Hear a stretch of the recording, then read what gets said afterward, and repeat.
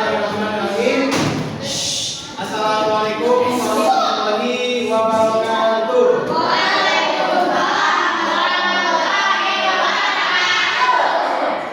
Oke, kayaknya masih pada semangat ya? Masih pada semangat. Ya. Oke, alhamdulillah berarti wabillahi nasta'in. Salatu wassalamu ala asyrofil anbiya'i wal mursalin. Amma ba'du. Assalamualaikum, kita ucapkan alhamdulillah syukur atas kehadiran Allah Subhanahu wa taala yang sudah memberikan nikmat kepada kita semua, terutama nikmat iman, Islam dan ihsan. Kemudian salawat serta salam semoga tercurah kepada Nabi Muhammad sallallahu alaihi wasallam. Oke. Pada kesempatan kali ini ya, saya sudah berbicara dan berbincang dengan Ustaz Haris, dan beliau sudah memberikan izin kepada saya untuk hari ini saya akan mengajar tentang pelajaran fikih ya. Oke, fikih tentang bab taharah atau bersuci. Sebelumnya di fikih itu sudah belajar apa aja sih sebenarnya? Belum ya? Oh iya, belum masuk. Oke, lupa. Hari ini pertama kali masuk dan saya akan mengajar tentang bab taharah atau fikih. Dan sebelumnya saya ingin memperkenalkan diri terlebih dahulu ya. Ya, nama saya Muhammad Zainal Susaini dari Database Purwakarta. Saya tinggal di Citarang, menuju Purwakarta, dan masih berlanjut ya buat kuliah di Pentakin. Sekarang dari semester 4 dan saya sekarang mau membawakan pengajaran tentang apa itu kesucian, yang suci kalau ada bahasa Sundanya. Sebelum itu saya tanya, ada yang hari ini ada yang masuk tidak? Tidak masuk. Semua ya. Oke. Saya cek dulu boleh? Boleh. Ya. Asal mengutari masalah ada?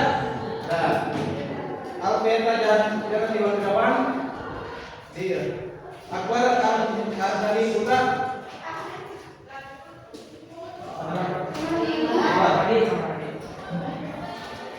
Kalau dia terus Dian Rahmi, Faisal Tumilan, Faris Firman Ibrahim, Gibran Wafi Ar-Rashid, oke ada Hanif Muzaki, Yahya Wafi, ada Julius Ansur Al-Bikari, ada Kafi Abdizar Ridwan, hadir, Muhammad Sahlan Maulana, Muhammad Arif Ar-Rashid, ada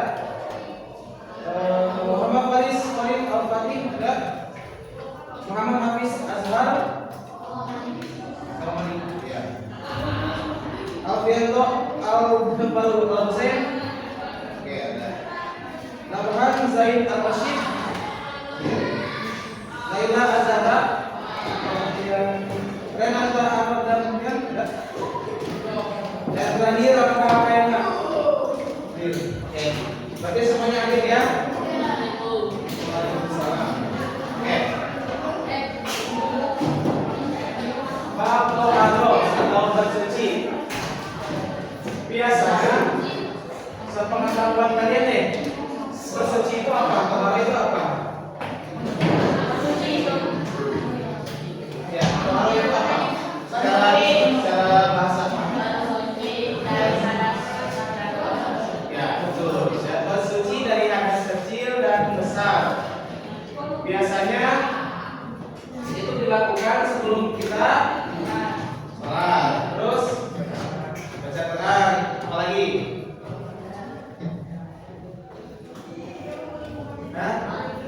Sholat, baca Quran, apa lagi?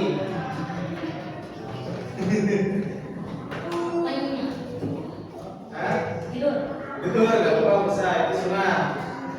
Dan haji, nanti kalau misalkan kita semua naik haji ya, kita mesti bersuci sebelum masuk ke Mekah. Terus itikaf 7 bulan putaran masjid dan Masjidil Haram. Ya, itu salah satu syarat ya untuk kita melaksanakan ibadah-ibadah yang ditetapkan oleh Allah Subhanahu wa taala. Untuk taharah, kita sebelum sholat itu berwudu ya. Ya. bentar. Coba kalau misalkan bersuci itu kita menghilangkan dari apa sih? Najis. Terus hadas. Nah, untuk golongan hadas itu ada berapa? Ada dua. Apa aja? Mungkin. Ya, hadas. Hadas kecil, hadas besar. Ya, hadas kecil itu yang bisa disucikan dengan wudu. Betul. Nah, itu ya. Jadi contoh-contoh macam hadas kecil itu seperti kayak apa namanya itu? Ya, ada yang kentut, ada yang habis kencing, kemudian apapun yang membatalkan wudu itu disebut hadas kecil. Ya. Kemudian yang kedua ada hadas besar. Apa hadas besar itu?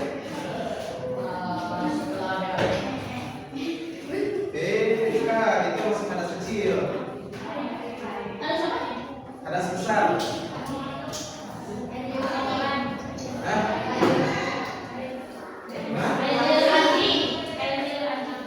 Kan itu najis, maksudnya ini mah hadas. Kan. Tadi apa? Haid, benar haid. Satu haid, terus pipi basah. Nah itu cara membersihkan itu beda lagi dengan cara wudu doang, tapi dengan cara kita mandi wajib, betul. Ya. Kalau mungkin bisa tahu nggak? Masih hafal kan kalau wudu doanya apa aja? Doanya apa aja? Kalau wudu itu gimana? Coba kita baca bareng-bareng ya.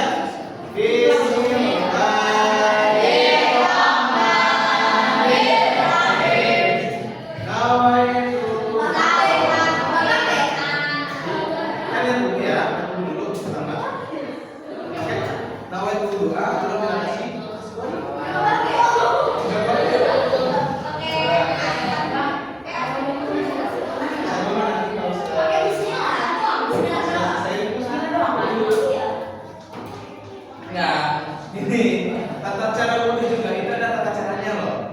Ya, wudu itu ada tata caranya. Yang pertama membasuh tangan, yang kedua mengusapkan wajah, tapi dengan doa supaya lebih afdol ya.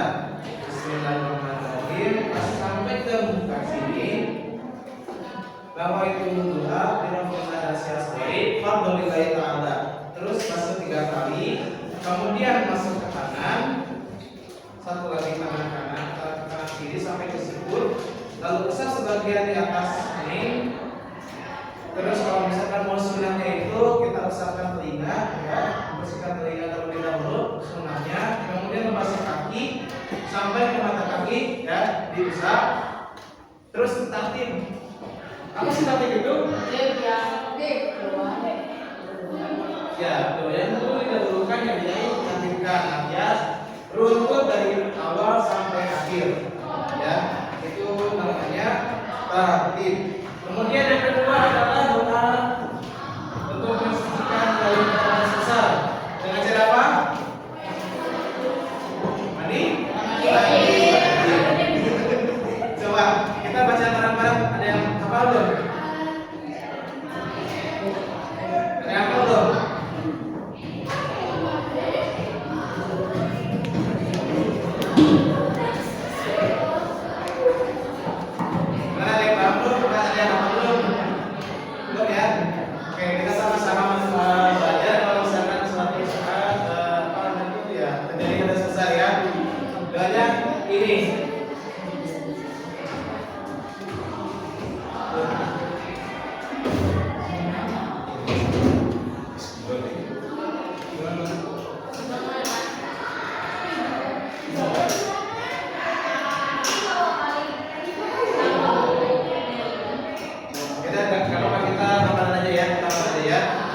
Soalnya gini ya, untuk mandi wajib untuk menghilangkan hadas besar. Bismillahirrahmanirrahim. Pertama, lihat dulu. Ya, apa caranya lihat? Ambil air, kemudian basuh dari ujung kepala hingga ujung kaki, tapi sembari membaca doa. nawaitu ghusla lirafil hadasi akbari an jamil badani fadlillahi ta'ala, yang artinya niat saya membasuh ya nawaitu ghusla lirafil hadasi akbari untuk menghilangkan najis besar an jamil badani dari seluruh badan karena Allah Ta'ala. Itu doanya ya. Apa enggak? Enggak ya, itu kan ini kurang ada segitu dari yang ditulis gitu ya. Enggak ada segitu. Ini kita baca bareng-bareng ya.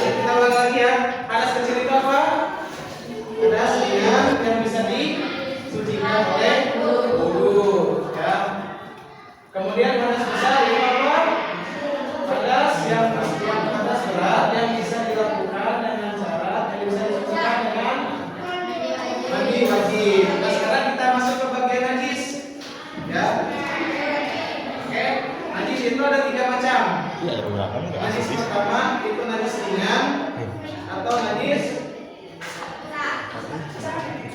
besar. Najis umum, yang pertama itu najis ringan, paling ringan. Contohnya itu seperti air kencing mani ya, itu yang umum, yang masih belum asik. Ya. Contohnya kalau misalkan punya adik nih ya, dia tuh kencing atau gitu ya, tapi posisi itu tapi masih minum masih. Nah, jadi kalau misalkan terkena tangan itu cukup disiram saja sampai bulan sudah selesai, cuci lagi. Ataupun ketika misalkan terkena pakaian itu nggak masalah, yang penting bisa dibersihkan terus hilang meledak dan baunya, itu sudah cuci karena itu najis paling ringan ya. Kemudian najis yang kedua yaitu adalah najis tidak bisa kan dulu belum tidak jadi baru materi najis mukhaffafa mutawa ya, itu najis kedua atau najis sedang mutawasito. Contohnya apa kira-kira, ada yang tahu nggak? Nah itu BAB pipis ya, kencing, terus bekas buang air besar, terus apa lagi?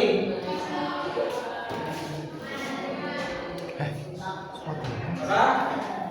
Lagi? Bentar, iya benar. Hah? Benar. Kecuali kalau misalkan ada kotoran itu baru disebut najis ya, najis mukhaffafa. Apa lagi? Air kotor nggak termasuk ini karena apa namanya itu 100% belum tentu ya, karena kan syaratnya ini karena air kotor itu campur-campur ya, tapi belum tentu itu menjadi najis mukhaffafa, jadi cuma air kotor doang. Nah, setelah kita tahu semuanya tadi Yesus mukhaffafa, cara mensucikannya gimana? Wudu. Benar? Kan. Itu cara membersihkannya adalah membasuh seluruhnya dan membersihkan si kotorannya sampai benar-benar bersih, kering, gak ada tiga macam rupa, tidak ada rasa, tidak ada rupa, dan tidak ada bau. Nah, kalau misalkan semua itu tidak ada, berarti sudah sah bahwasanya si kotoran itu sudah hilang dan pakaian pun sudah suci kembali dan bisa digunakan untuk kembali beribadah. Ya, itu. Kemudian yang terakhir adalah najis yang paling berat, najis mughalladah. Contohnya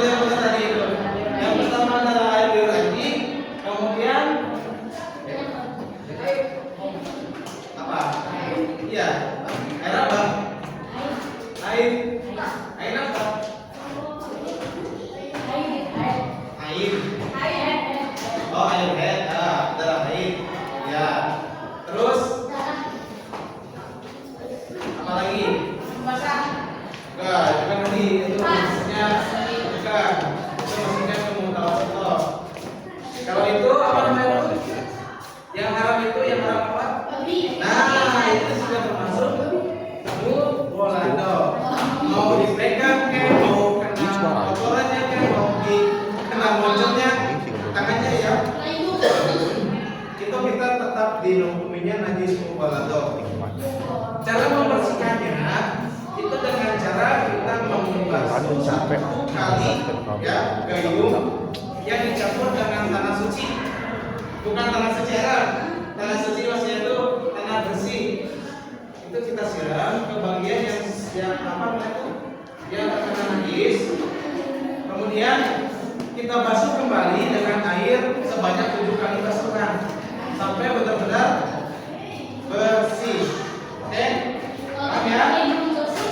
Hah? Kalau itu bersih gimana?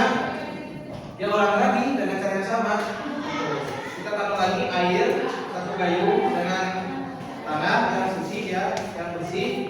Terus lanjut lagi dengan air yang bersih 7 kali ya. Itu. Nah, yang terakhir, kalau misalnya tidak ada cara lain, misalkan kita dalam perjalanan, nah kita dalam perjalanan nih, contohnya mau ke Jakarta atau ke Arab, kita naik transportasi dan tidak ada menemukan air. Coba, ada yang tahu kalau bagaimana caranya? Nah, itu benar, tayamum. Nah, kalau tayamum itu kita bisa melakukannya dengan syarat, ada satu syarat sih kalau menurut saya sebagai tahuannya itu salah satu syaratnya itu adalah tidak ada air sama sekali ya. Jadi benar pure kita dalam perjalanan sulit menggunakan air wudhu, jadi kita susah untuk menggunakan air wudhu kalau misalkan mau sholat ya. Jadi kita menggunakan tayamum. Tayamum itu seperti apa? Contohnya kita bisa lakukan ya. Coba. Ya. Coba angkat tangan yang bisa mempraktikkan tayamum.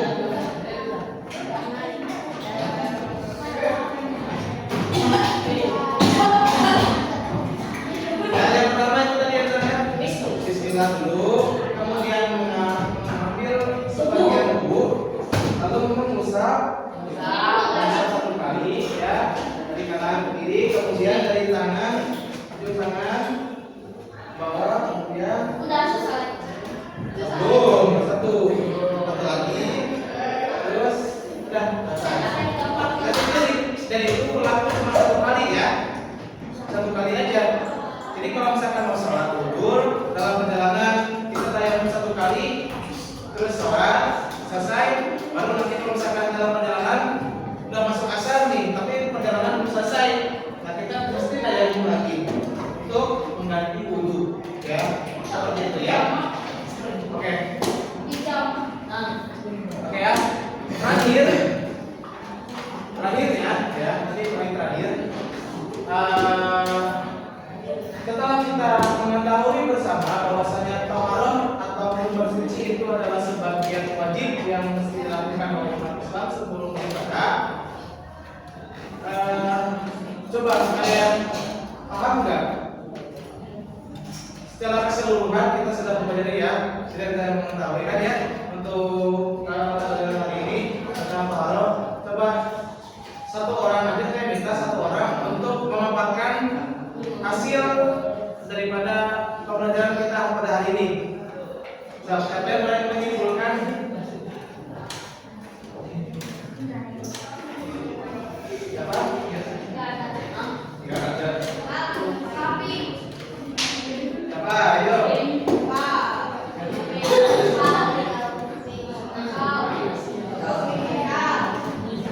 Faisal. Oh, Faisal. Ya, siapa pada itu?